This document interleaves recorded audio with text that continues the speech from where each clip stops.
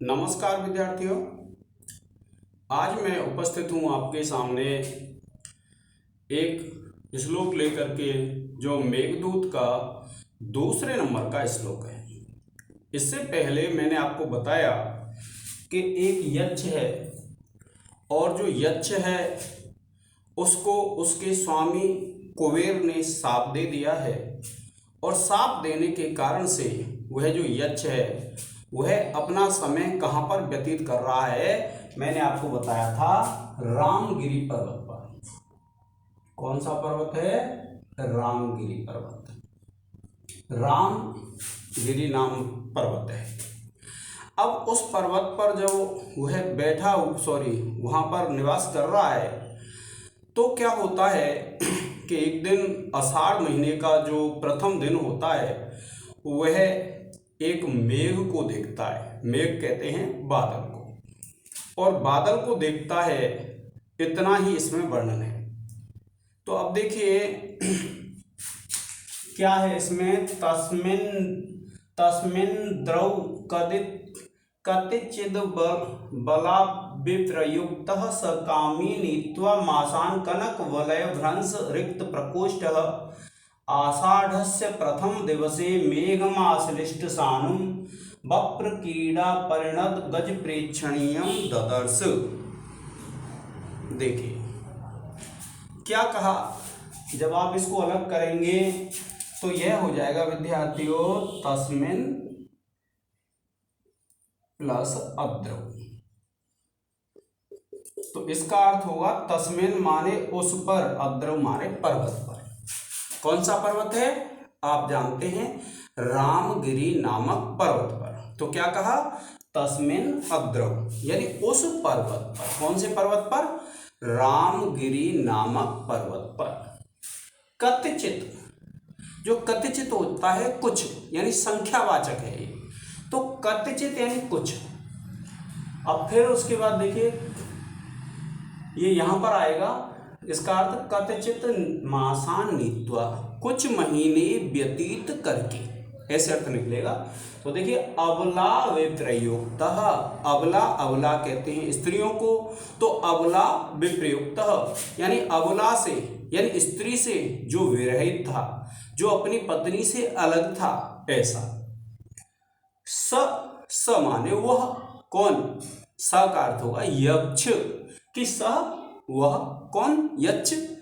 कामी, कामी यक्ष के लिए आया है क्योंकि वह काम पीड़ित है, वह काम वासना से युक्त है, ऐसा। नीत्वा व्यतीत करके। अब देखिए यहां आएगा कतिचित मासान नीत्वा, यानी कुछ महीने व्यतीत करके। क्या आएगा? कतिचित मासान, मास कहते हैं महीने को, और कतिचित कहते हैं कुछ महीने, नीत्वा माने व्यतीत करके, बिता करके। कनक वलय, कनक कहते हैं सोना, और वलय कहते हैं उसका कंगन। आपको पता होगा हाथ में लोग कंगन पहनते हैं। अब ये यक्ष था तो यह अपनी इस कलाई में क्या पहनता था? सोने का कंगन।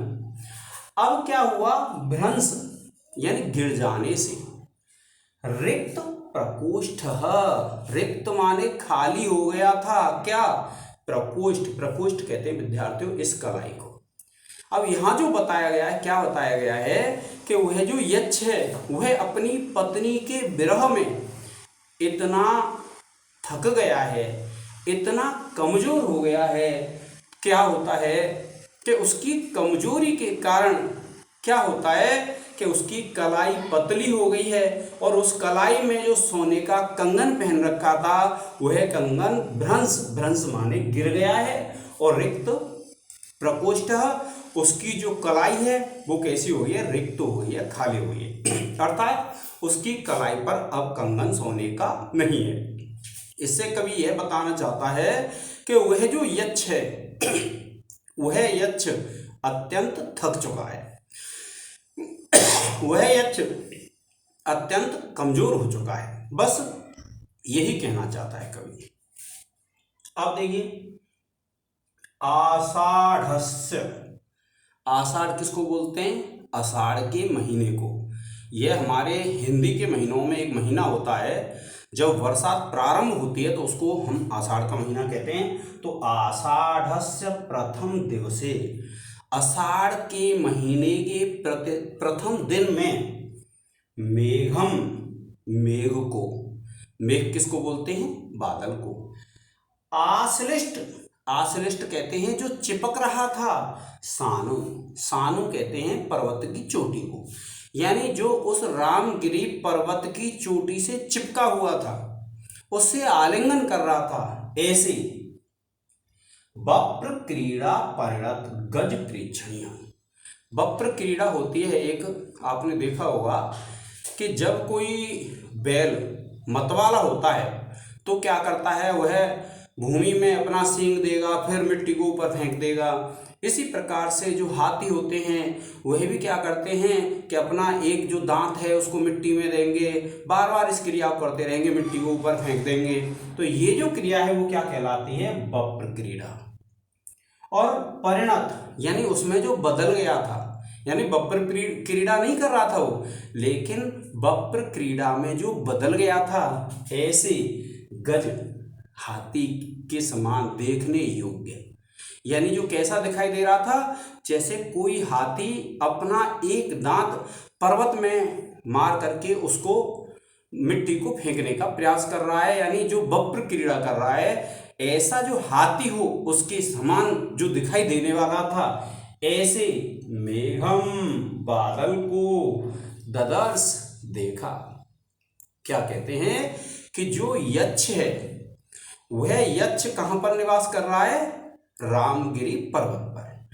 अब जब वह नाम रामगिरी पर्वत पर निवास कर रहा है तो कवि ने क्या बताया है कि रामगिरी पर निवास करते हुए जब उसका कुछ समय व्यतीत हो गया तो उस यक्ष ने, कैसे यक्ष ने, जो अपनी पत्नी से दूर था, यानी जो पत्नी से विप्रयुक्त था, जो कामी था, जिसकी कलाई का कनक वलय गिरने से कलाई सूनी थी, खाली हो गई थी, ऐसे उस यक्ष ने वप्र क्रीड़ा करते हुए हाथी के समान जो दिखाई देता था, ऐसे मेघ को पर्वत की चोटी से चिपके हुए देखा। यह अर्थ है इसका। अब कई बार विद्यार्थियों के कमेंट्स आते हैं कि हमको अन्वय कैसे करना है। देखिए विद्यार्थियों, अन्वय क्या होता है, जो हम अर्थ कर रहे हैं उसके अनुसार आप इसके शब्दों को रख दीजिए तो वह हो जाएगा हमारा अन्वय। देखिए अगर हम देखते हैं इसमें अन्वय की दृष्टि से तो मुख्य बात क्या है, देखिए सबसे जो मुख्य बात दो ही हैं इसमें, एक तो है स कौन? यक्ष, और फिर उसने एक आया है इसमें विद्यार्थियों मेघ, मेघ और ददर्श, यही है। इसका अर्थ यह है उस यक्ष ने मेघ को देखा। जब हम अन्वय करते हैं तो जो हिंदी में अर्थ किया है हम उसी के अनुसार विद्यार्थियों उन पदों को जमा देंगे, और जब उन पदों को जमा देंगे तो वह हो जाएगा हमारा अन्वय। अब देखिए, अब आपको पता है ये जो यक्ष है इसके विशेषण कौन से हैं, यानी इसकी कौन कौन विशेषता बता रहा है। तो देखिए सबसे पहले तो क्या है, अबला विप्रयुक्त, जो अपनी पत्नी से अलग था, तो ये अबला विप्रयुक्त यहां आ जाएगा आगे इस सा से। फिर देखिए कनक वलय भ्रंश रिक्त प्रकोष्ठ, तो एक ये ले आएंगे हम, फिर ये ले आएंगे हम, ठीक है। फिर जब ये जब आ जाएगा तो फिर देखिए ये तीसरा हो जाएगा कामी और चौथा हो जाएगा सर, ठीक है। अब उसके बाद क्या होगा, ये आ जाएगा सा, तो फिर हम लिखेंगे आगे, फिर पांचवा हमारा कतिचित मासान नित्वा, यानी कुछ महीने, ये क्रम से हम लगाते चले जाएंगे, कुछ महीनों को व्यतीत करके। फिर आषाढ़ के प्रथम दिन, ठीक है विद्यार्थियों, आषाढ़ के प्रथम दिन। अब ये देखिए आश्लिष्ट सानुम, एक इसको पहले रख दो या इसको रख दो, कोई सा भी रख सकते हैं आप। तो देखिए ये और फिर आ जाएगा आपका 11 मेघम ददर्श। अब ये सबसे पहले आएगा क्योंकि आप शुरुआती वहीं से कर रहे हैं कि उस पर्वत पर। अब देखिए मैं इसके अनुसार अन्वय के अनुसार अर्थ बताता हूं आपको कि देखिए सबसे पहले हम कहेंगे उस पर्वत पर।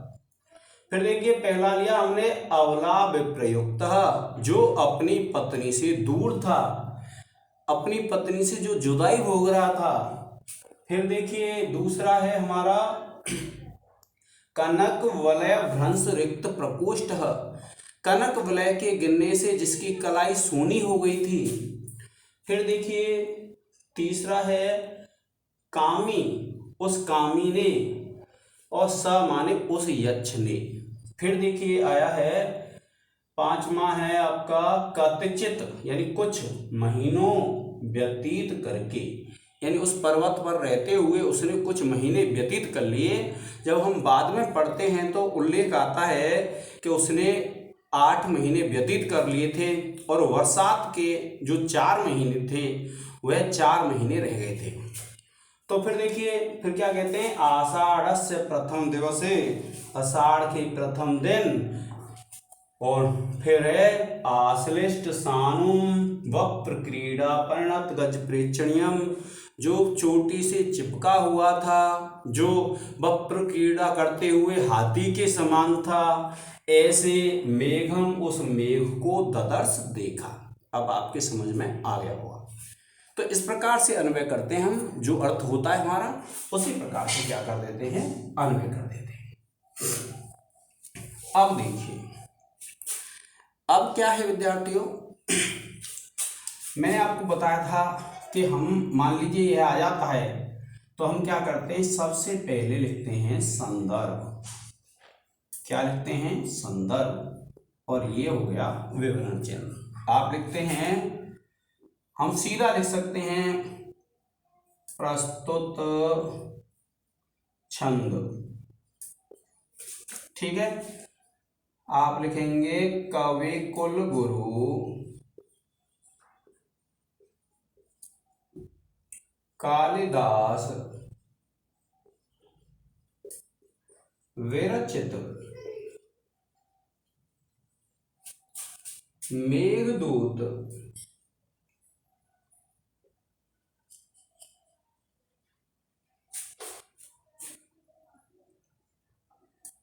खंड काव्य के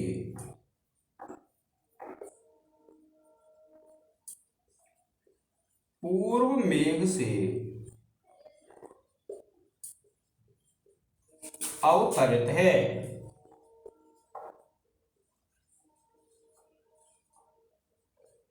ठीक है, अब आप प्रसंग लिखेंगे तो हमको ये करना है प्रसंग, और फिर ये विवरण चिन्ह लग जाएगा। आप लिखेंगे इस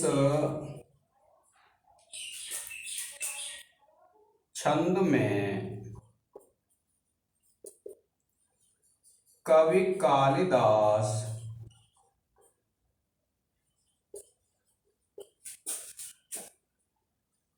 यक्ष द्वारा रामगिरी पर्वत पर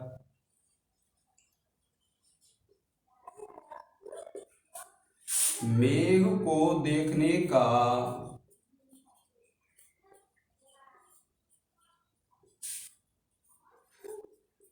वर्णन करते हुए कहते हैं।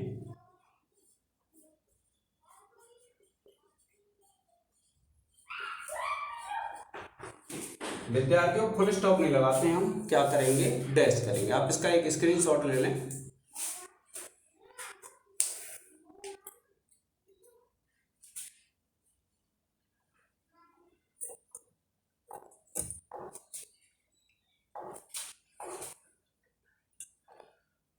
अब देखिए क्रम से लिखना है हमको ये।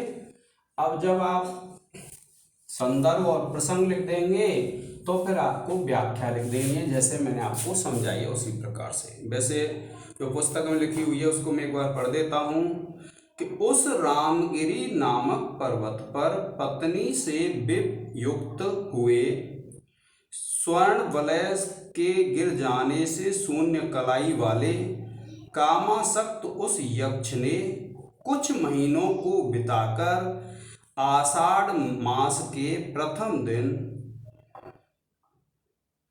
वप्र क्रीड़ा में तिरछे दंत प्रहार करने वाले हाथी के समान देखने योग्य मेघ को देखा। यह पुस्तक में अनुवाद लिखा हुआ है, आपको व्याख्या मैंने जैसे बताई है उसी प्रकार से करनी है। आप देखिए, फिर हम लिखते हैं व्याख्या जब हो जाती है तो क्या लिखते हैं, विशेष। आप देखिए विशेष है तो विशेष में आप सबसे पहले लिख सकते हैं कि इस में मंदाक्रांता छंद है।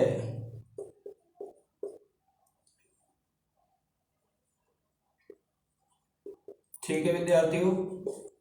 दूसरा आपको पता है इसमें विप्रलंब श्रृंगार है, तो आप लिखेंगे इसमें विप्रलंब श्रृंगार है। फिर देखिए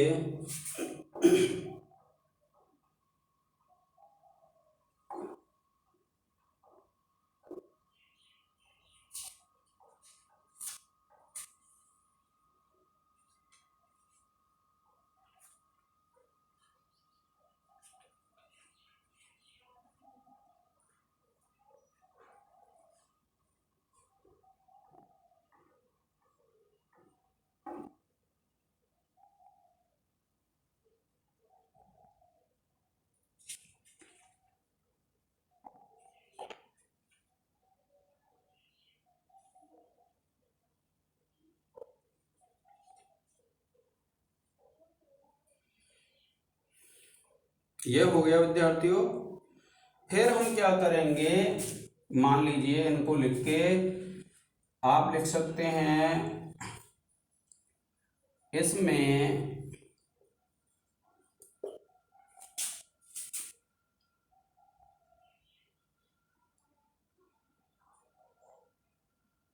मेघ को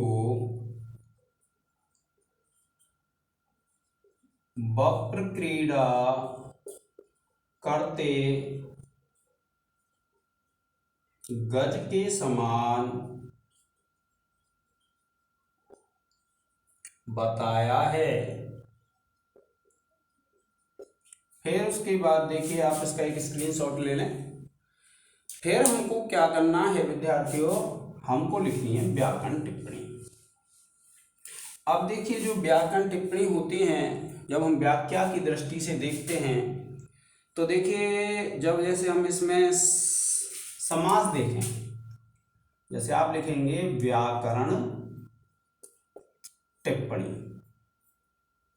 ठीक है। अब जैसे मान लीजिए आपने समास देखा, जैसे है इसमें अबला वियुक्तः विप्रयुक्तः, ठीक है। क्या है इसमें अबला विप्रयुक्तः, तो इसका जो विग्रह होगा वो हो जाएगा आपका अबलया विप्रयुक्तः। तो आप जानते हैं व्याकरण जो टिप्पणियां विद्यार्थियों संस्कृत में भी हमको ये लिखनी है, हिंदी में भी ये लिखनी है। तो देखिए इसमें आपको पता है यहाँ तृतीया है, तो ये हो जाएगा आपका तृतीया तत्पुरुष। फिर देखिए दूसरा समास देखते हैं हम इसमें। अब दूसरा जो समास है वह है कनक वलय भ्रंश रिक्त प्रकोष्ठ, ये वाला। तो कनक वलय भ्रंश रिक्त प्रकोष्ठ, ये है जैसे।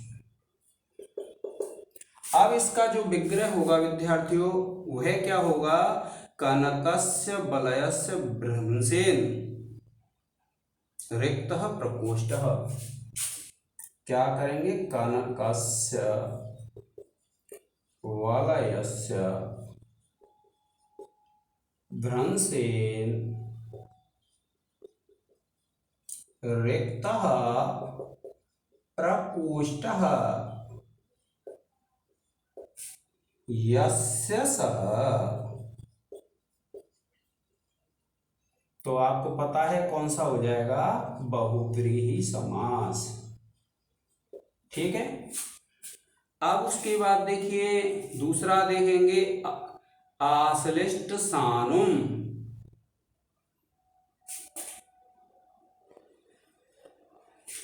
कौन सा है तीसरा, आश्लिष्ट सानुम। अब इसका जो विग्रह होगा आश्लिष्टम सानुम, आश्लिष्टम सानुम येन सह तम। ये भी बहुव्रीहि समास हो जाएगा। फिर उसके बाद जब आप इसमें दूसरा देखेंगे तो क्या होगा, वक्र क्रीड़ा परिणत गज प्रेक्षणीयम। तो इसमें भी क्या हो जाएगा विद्यार्थियों, बहुव्रीहि समास हो जाएगा। तो आप इसका एक स्क्रीनशॉट ले लें विद्यार्थियों।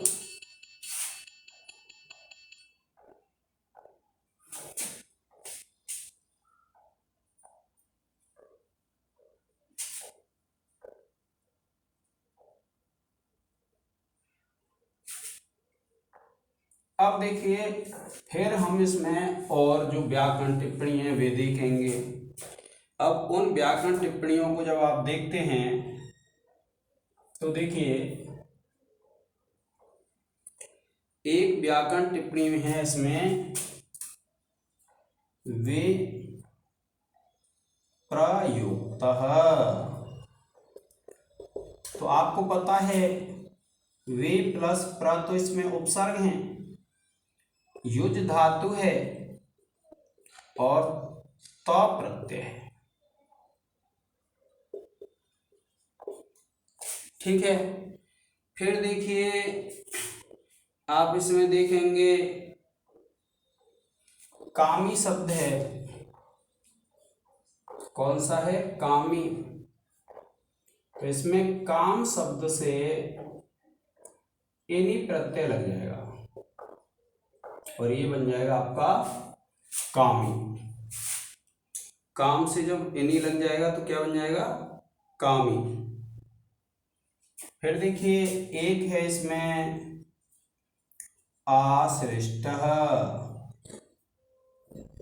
तो देखिए आपको पता है इसमें आंग उपसर्ग है प्लस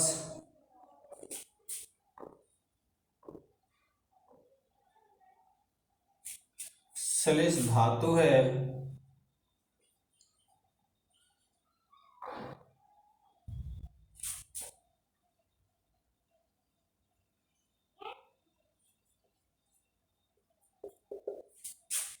श्लेष धातु है और ये त प्रत्यय है। ठीक है विद्यार्थियों। फिर देखिए एक और व्याकरण टिप्पणी है इसमें प्रेक्षणीय। कौन सी है, प्रेक्षणीय। तो आप जानते हैं इसमें प्र उपसर्ग है, ईक्ष धातु है और अनियर प्रत्यय है। फिर उसके बाद देखिए एक व्याकरण टिप्पणी है इसमें ददर्श। ददर्श का है आपको पता है दीर्घ धातु है इसमें, लिट लकार प्रथम पुरुष एक वचन। ठीक है विद्यार्थियों। इसी प्रकार से और भी जैसे हम देख सकते हैं, देखिए ये है नीत्वा,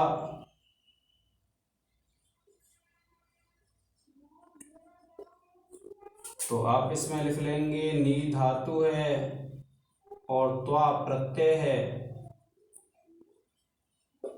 फिर उसके बाद देखिए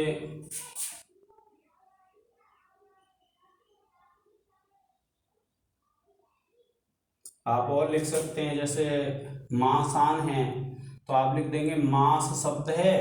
अब देखिए संधि विच्छेद कर देंगे आप लिख देंगे तस मिन द्रव है, इसकी संधि विच्छेद हो जाएगी तस्मिन प्लस अद्रव, और आप लिख देंगे हल संधि। इस प्रकार से आप इसकी व्याकरण टिप्पणी लिख लेंगे विद्यार्थियों। तो यह जो व्याख्या है हमारी दूसरे श्लोक की, वह आज यहीं समाप्त होती है। आप इसका एक स्क्रीनशॉट ले लें विद्यार्थियों, और अगर आपको कोई भी परेशानी है तो आप मेरे व्हाट्सएप नंबर पर कमेंट्स करके पूछ सकते हैं। तो आज के इस लेक्चर में विद्यार्थियों इतना ही। जय हिंद, जय भारत।